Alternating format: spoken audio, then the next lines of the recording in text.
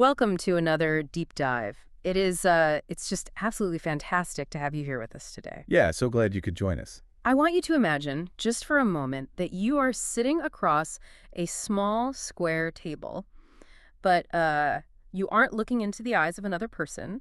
You are sitting across a chessboard from a faceless, sockly whirring IBM supercomputer. Talk about pressure. Right. And the real kicker here, there are millions of people all over the globe watching your every single move. They're all just holding their breath to see if human intellect is about to become, well, entirely obsolete. It's a terrifying thought, honestly. It really is. But before we uncover exactly how that high-stakes moment actually played out, I want to quickly invite you to subscribe to the BookSnap channel. We do these deep dives regularly, breaking down the most fascinating ideas out there. And, subscribing is simply the absolute best way to ensure you never miss an exploration. Definitely. You won't want to miss what we have coming up. So, what happens when a world chess champion goes head-to-head with a supercomputer and loses? In Deep Thinking, Garry Kasparov takes us inside the ultimate battle of man versus machine, revealing why the rise of AI isn't our doom, but our greatest creative awakening. It's such a brilliant perspective shift. It is. So today, our mission in this deep dive is to explore Kasparov's book, Deep Thinking, where machine intelligence ends and human creativity begins. We are going to unpack the real, tangible relationship between humans and artificial intelligence. Yeah, getting past all the hype. Exactly. We are stepping completely away from those Hollywood sci-fi fears to uncover the practical, the philosophical, and the surprisingly optimistic truth about our tech-driven future. And to truly grasp where artificial intelligence is taking us, we actually have to, look backward first. We need to revisit that specific historical moment when society collectively assumed that machines had finally definitively outsmarted us. Right, taking us back to the mid-1990s. Exactly. It was a time when the scientific community viewed chess not just as a game, but as the ultimate holy grail of cognitive research. Yeah, dating back to early computer pioneers like Alan Turing and Claude Shannon, chess was basically the ultimate litmus test. The assumption was that chess requires such complex, heuristic thinking strategy, foresight, psychological manipulation, that if you could build a machine capable of beating the human world champion, well, you had essentially engineered a machine that could think. And that underlying assumption completely set the stage for the legendary matches between Garry Kasparov and IBM's supercomputer Deep Blue. Which were just massive cultural events. Huge. In their initial 1996 encounter, Kasparov actually won. He faced the machine, exposed its limitations, and defeated it. And the public just breathed this massive sigh of relief. Like, okay, we're safe for now. Right. But IBM went back to the lab and heavily modified Deep Blue's architecture. They introduced these custom chips, specifically designed to calculate chess moves at unimaginable speeds. So when the 1997 rematch happened, the machine won. And the headlines following that loss were, borderline apocalyptic. People treated it as the definitive proof that machines had surpassed humanity. They really did. But Kasparov himself, the guy who suffered that agonizing, highly public defeat, clarifies a crucial reality in the book. Deep Blue didn't actually understand chess at all. It had zero comprehension of the game's flow, its history, or its beauty. Yeah, what IBM built was not artificial intelligence in the way we usually conceptualize it. It was an apex predator of brute force calculation. Brute force, right? Deep Blue didn't outthink Kasparov. It outcalculated him using this algorithm known as alpha-beta pruning. It was capable of evaluating roughly 200 million chess positions per second. Wow, 200 million. Per second. It simply assigned a numerical value to pieces and board states, pruning away the mathematically weak moves and relentlessly investigating the strong ones. It was purely math, not mindfulness. Okay, let's unpack this, because this distinction between thinking and calculating is the cornerstone of his entire argument. It absolutely is. Imagine you lose a set of keys on a massive sandy beach. Deep Blue's version of intelligence to find those keys is to literally turn over every single individual grain of sand on the entire beach at lightning speed until its sensors detect metal. Which works, but it's not very elegant. Right. That is brute force calculation. But a human uses intuition. We stop, we think. We remember we were wearing a jacket earlier, and we just simply check our coat pockets. What's fascinating here is how easily we conflate a machine supremacy in a hyper-specific closed domain with general intelligence. Yeah, we jump to conclusions so fast. We do. Deep Blue possessed a flawless heuristic evaluation function for a game with strict, immutable mathematical boundaries. But beating a human in calculating millions of possible board states does not mean the machine possesses general human-like reasoning. No, not at all. It merely means it has superior computational speed within a mathematically closed system. But wait, looking at today's landscape with, large language models that can write software code, generate poetry, and pass the bar exam, didn't Kasparov underestimate how quickly brute force data processing could actually mimic intuition? That's the big question right now. Aren't these modern systems starting to blur the line between calculating and thinking? It is a vital challenge to his premise, for sure. But Kasparov's underlying thesis holds up when you look at the mechanics. Even modern neural networks are essentially performing incredibly complex statistical pattern matching. So it's still math. Exactly. They are predicting the next most likely token based on a massive training corpus. It is still a fundamentally different architecture from the human mind. The AI research community actually often points to Moravec's paradox to explain this divide. Oh, Moravec's paradox. Explain how that plays into the architecture of the mind versus the machine. Well, Moravec's paradox is the observation that high-level reasoning requires very little computation, but low-level sensoromotor skills require enormous computational resources. Okay, so what does that look like in practice? For a machine, doing advanced calculus, passing a standardized test, or playing grandmaster chess is relatively easy because those tasks rely on structured data. Right. But giving a machine the spatial awareness to navigate a crowded room or the visual recognition to instantly identify a bicycle from a strange angle or asking a robot to fold a towel, those are incredibly difficult tasks that humans do effortlessly. Because human intuition isn't just calculation. It's essentially highly efficient, lossy data compression born from millions of years of evolutionary survival. Well, that's a great way to put it. We don't process every pixel of visual data or evaluate every single possible future scenario. Yeah. We pattern match instantly, throwing out irrelevant information, and we do it in highly ambiguous situations with very incomplete data. We fill in the blanks using lived experience. Exactly. While a machine requires perfect parameters, vast data sets, and strictly predefined algorithms to function without hallucinating. Right, they need the rules. They do. And Kasparov argues that trying to compare the two directly is basically a fool's errand. Every system, whether biological or artificial, has distinct architectural strengths. If machines and humans operate so completely differently, isn't it highly misleading for us to constantly compare the two? Yes. When we try to measure a human's worth by computer standards, or a computer's worth by human standards, we miss the brilliance of both. Human creativity incorporates emotion, cultural context, and lived physical experience. Something a computer just doesn't have. Right. You cannot extract the profound meaning of a piece of art or a strategic sacrifice just by analyzing the frequency of its data points.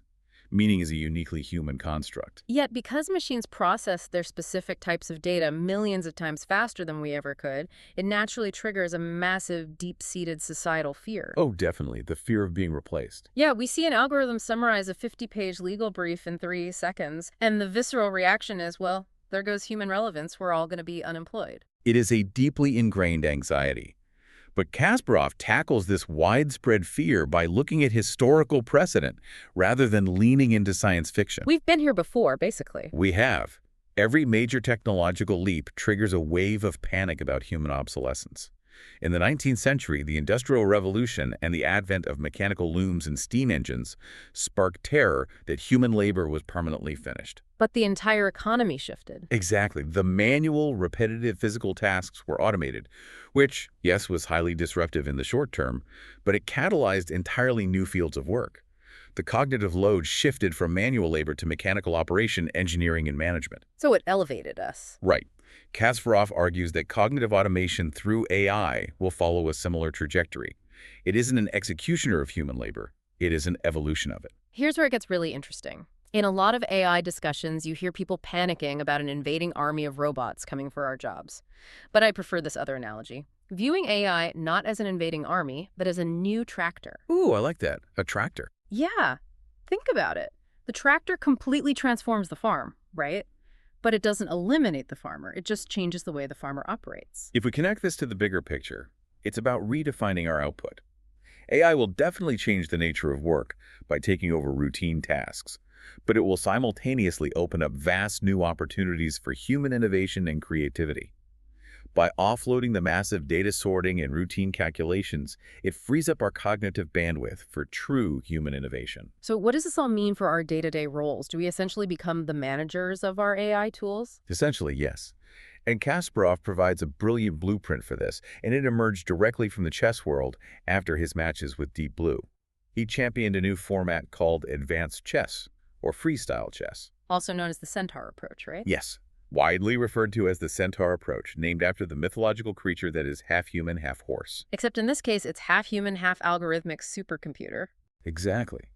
In a centaur match, a human player is paired with a chess engine, playing against another human-machine pair. The computer handles the flawless tactical calculation, ensuring no blunders are made by checking millions of possible moves. So it does the heavy lifting. Right. But the human guides the overarching strategic vision. This is crucial because machines suffer from what computer scientists call the horizon effect. The horizon effect, meaning the machine can't see past a certain computational depth. You got it. The horizon effect occurs when a computer cannot see far enough down a decision tree to recognize a long-term strategic benefit, especially if it requires a short-term material sacrifice. So it gets greedy for the immediate win. Exactly. A human grandmaster can intuitively feel that sacrificing a knight right now will yield an unstoppable positional advantage 20 moves later, even if the computer's immediate numerical evaluation screams that it's a terrible losing idea. The human provides the long-term context that the machine's strict mathematical parameters miss. And the results of this pairing are staggering.